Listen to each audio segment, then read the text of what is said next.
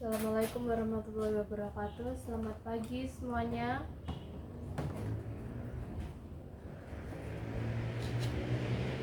Oke, sebelum kita memulai kegiatan pembelajaran pada hari ini, silakan dipimpin doa terlebih dahulu ke ketua kelasnya.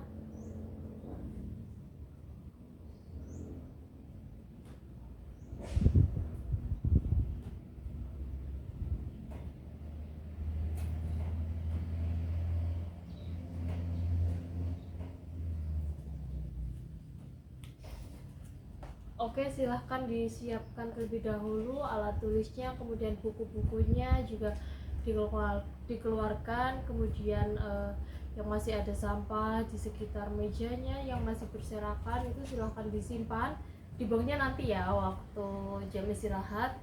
Nah, terus kemudian Mbak itu cerminnya disimpan dulu ya, boleh dikeluarkan nanti. Terus juga yang HP-nya masih di atas meja itu tolong disimpan dulu ya, nanti ada saatnya tersendiri gitu. Oke, ada yang tidak masuk hari ini? Mungkin ada yang dispen juga. Ada berapa orang? Ada suratnya atau tidak? Oke, kalau gitu nanti tolong sekretarisnya direkap ya teman-temannya tadi yang tidak masuk siapa, yang dispen siapa, terus nanti tolong hasil rekapannya berikan ke saya ya. Oke, nah pada pertemuan kali ini ada yang tahu kita akan belajar apa?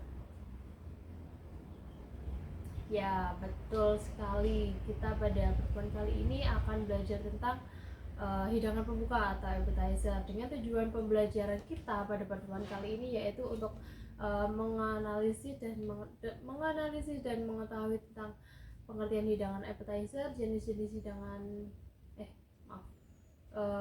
menganalisis dan mengidentifikasi pengertian hidangan pembuka, kemudian jenis-jenis hidangan pembuka, fungsi, kriteria, dan klasifikasi hidangan pembuka. Tuh. Seperti tidak jauh berbeda dengan mata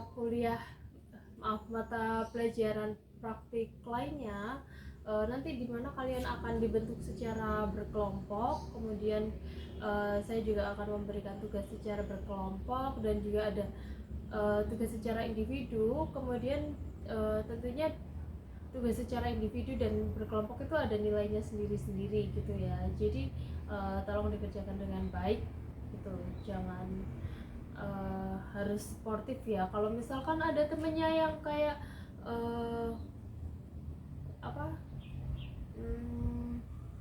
kurang ikut bekerja gitu ya di dalam satu kelompok, tolong nanti sampaikan ke saya, nggak apa-apa, sampaikan ke saya secara pribadi, nanti ya akan ada nilainya tersendiri gitu ya.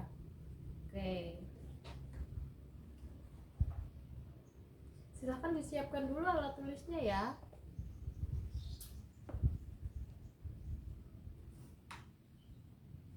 Nah, kira-kira apa yang terlintas di pikiran kalian kalau kita membahas tentang hidangan pembuka atau appetizer? Ya, rasanya asin, terus apa lagi? Betul, porsinya sedikit atau disajikan dalam skala 3 kali atau 2 kali gigit gitu ya. Kemudian apa lagi? Iya, disajikan sesuai dengan ini, disajikan di awal. Oke. Sesuai dengan yang kalian sampaikan tadi, hidangan pembuka itu merupakan dalam bahasa Inggrisnya itu kan appetizer ya. Kemudian kalau di bahasa Perancisnya itu artinya hors d'oeuvre. Nah, hors d'oeuvre atau appetizer itu jika di dalam bahasa Indonesia itu kan hidangan pembuka ya.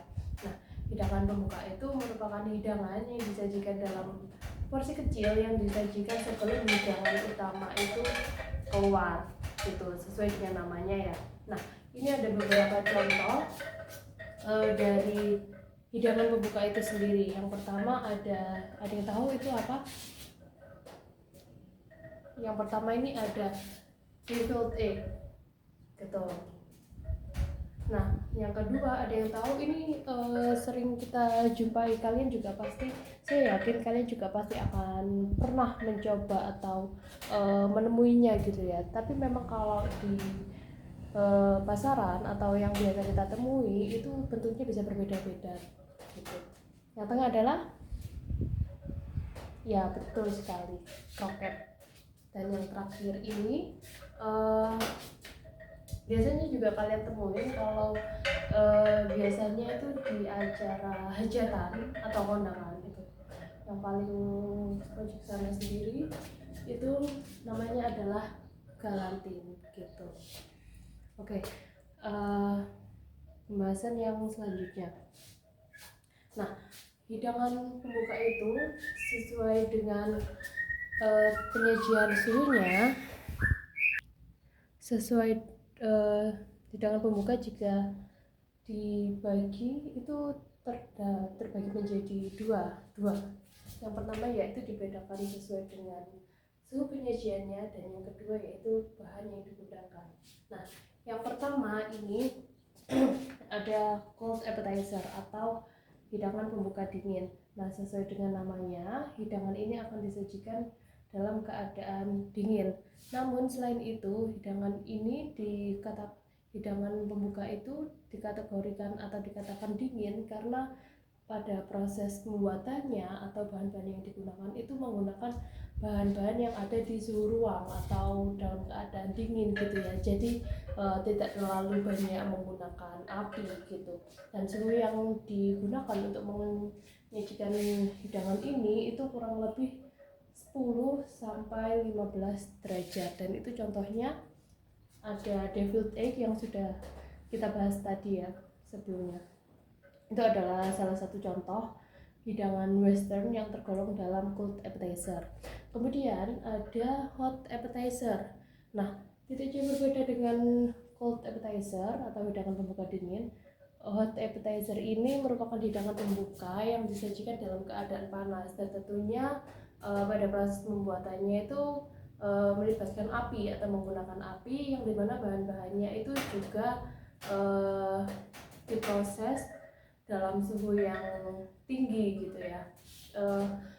Dalam penyajiannya itu untuk hot appetizer kurang lebih 50 sampai 60 derajat, dan itu salah satu contohnya yaitu ada bitterballen, itu bentuknya bulat dengan bahan dasar daging ayam atau juga terkadang dapat menggunakan sapi gitu. Oke, yang selanjutnya jenis hidangan pembuka berdasarkan bahan-bahan yang digunakan. Ini yang pertama ada served aside complete. Nah, served aside complete itu dalam bahasa Prancis diartikan sebagai hal yang paling sederhana gitu ya jika di bahasa Indonesia kan.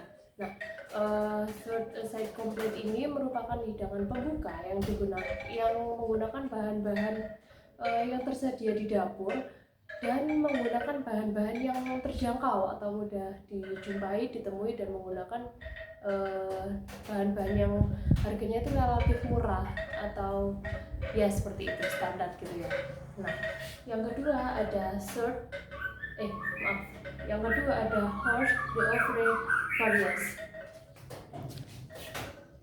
Nah, Horst d'Oeuvre Variés ini merupakan hidangan pembuka yang dimana bahan-bahannya itu menggunakan perpaduan antara bahan yang terjangkau dan bahan-bahan yang premium gitu. Jadi tidak terlalu sulit didapatkan dan juga tidak terlalu mudah didapatkan gitu ya. Jadi ya sedang gitu. Nah, kemudian yang terakhir ada Horst d'Oeuvre Royal. Nah, ini kan bahasa Prancis ya. Kalau diartikan ke bahasa Indonesia itu piring kerajaan gitu. Sesuai dengan namanya, maka hidangan pembuka jenis ini menggunakan bahan-bahan yang premium gitu. Rata-rata juga harganya itu mahal dan terkadang ada yang juga sulit untuk ditemui. Salah satu contoh dari bahan Horse d'Oeuvre Royal itu ada lobster, scallop, kemudian ada kaviar, itu juga bisa hidangan-hidangan laut, kemudian juga hidangan daging sapi yang cukup mahal itu biasanya digunakan dalam hidangan pembuka jenis ini. Kemudian yang selanjutnya ada fungsi hidangan pembuka. Kriteria hidangan pembuka ya. Benar. Oke, maaf. Selanjutnya adalah fungsi hidangan pembuka. Yang pertama yaitu untuk membangkitkan selera makan. Nah, karena hidangan pembuka itu sifatnya disajikan di pertama atau di awal sebelum hidangan utama disajikan, maka tentunya hidangan ini itu bersifat untuk merangsang selera makan kita. Agar kita tuh lebih tertarik dan lebih antusias gitu ya untuk menyambut atau mengkonsumsi hidangan utama. Kemudian yang kedua adalah menunggu hidangan utama. Nah, sebelum hidangan utama disajikan kan hidangan utama keluar nih. Sebelum hidangan utama disajikan kan hidangan pembuka keluar. Nah, untuk mengulur waktu atau memberikan waktu untuk misalnya atau finishing atau jarak dari antara dapur ke tempat kita makan atau tempat kita menyajikan, itu kan juga membutuhkan waktu ya. Nah, itu salah satu fungsi dari hidangan pembuka itu seperti itu. Jadi menunggu hidangan utama sebelum disajikan. Dalam artian lain itu juga dapat mengulur waktu agar hidangan utama ini disajikan dengan baik. Kemudian yang ketiga adalah disajikan dengan variasi rasa. Nah, yang hidangan pembuka itu umumnya memiliki rasa yang gurih pastinya, kemudian ada asam dan sedikit pedas itu kadang-kadang ya, kemudian ada sedikit manis gitu. Nah, itu tujuannya adalah untuk merangsang nafsu lapar atau merangsang nafsu makan kita agar kita dapat mengkonsumsi hidangan utama itu dengan baik. Dan yang terakhir adalah memperkenalkan tema hidangan. Jika hidangan pembuka memiliki tema yang seperti ini, umumnya tidak jauh berbeda dari hidangan utama yang akan disajikan. Misalnya, jika hidangan utama itu memiliki rasa yang cukup asam, biasanya hidangan utama itu tidak jauh berbeda dengan hidangan pembuka itu sendiri. Jadi hidangan utama itu masih memiliki rasa asam yang mirip gitu ya dengan hidangan pembuka yang sudah disajikan. Kemudian ada kriteria hidangan pembuka. Nah, yang pertama ada perpaduan rasa. Sesuai yang sudah saya jelaskan sebelumnya, hidangan pembuka itu memiliki variasi rasa seperti asin, manis, asam, gurih gitu ya. Fungsinya seperti yang sudah saya jelaskan sebelumnya, yaitu untuk merangsang nafsu makan. Kemudian yang kedua ada variasi warna. Nah, hidangan pembuka itu umumnya menggunakan berbagai bahan yang memiliki warna yang berbeda-beda. Tujuannya adalah agar menarik untuk disajikan dan dikonsumsi sehingga hidangan tersebut tidak memiliki warna yang monoton gitu ya.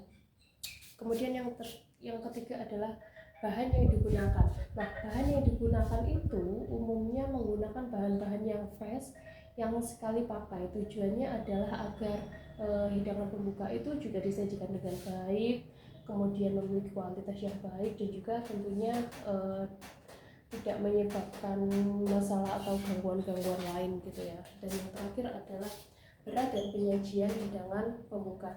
Nah, berat dari hidangan pembuka yang umumnya disajikan itu kurang lebih 60 sampai 85 gram satu porsinya. Nah, tujuannya adalah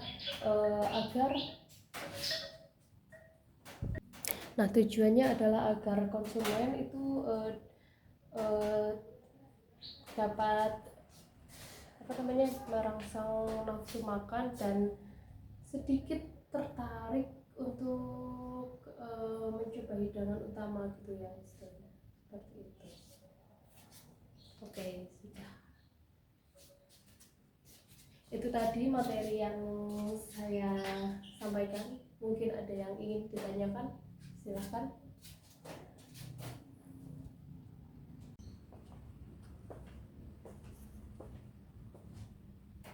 Jadi itu tadi materi tentang pertemuan kita kali ini. Mungkin ada yang masih belum paham atau kurang mengerti, masih bingung gitu ya, pembagian jenis-jenis hidangan pembuat itu seperti apa atau bahan-bahannya itu seperti apa, bisa ditanyakan. Mungkin ada yang belum paham, silahkan.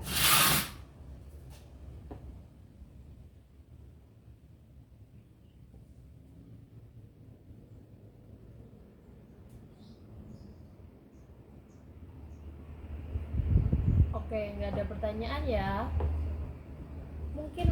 Mungkin dari kalian tuh masih bingung gitu atau bahan-bahannya itu dari jenis pembagian hidangan tuh ada apa, itu mungkin masih bingung, bisa ditanyakan, silahkan.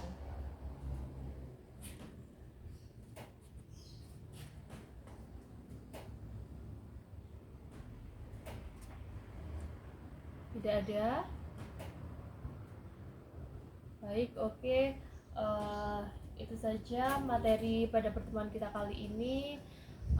Semoga ilmu yang saya berikan, yang kalian terima merupakan ilmu yang berkah, barokah. Jangan lupa belajar ya, terus tetap semangat, jangan pantang menyerah, lakukan yang terbaik untuk versi diri kalian sendiri. Kemudian terima kasih. Silahkan dipimpin doa terlebih dahulu untuk menutup pembelajaran kita kali ini. Silahkan.